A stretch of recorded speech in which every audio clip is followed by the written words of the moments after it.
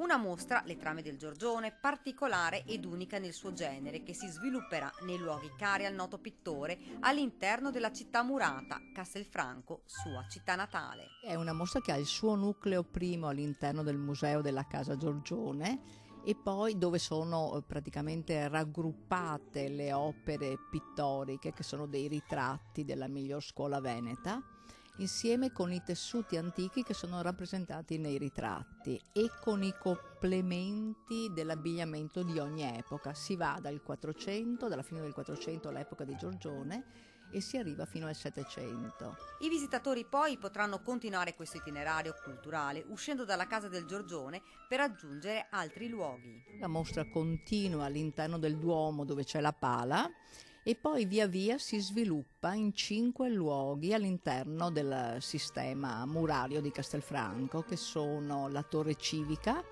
che sono lo Studiolo, la Casa Barbarella, la Casa Costanzo e il Teatro Accademico, cioè i luoghi con i quali in qualche modo Giorgione ha avuto a che fare. La rassegna aprirà i battenti il 27 ottobre e sarà possibile visitarla fino al 4 marzo 2018. Una mostra diffusa che consentirà alla città di esporre i suoi migliori gioielli e che metterà a servizio della città tutta la popolazione.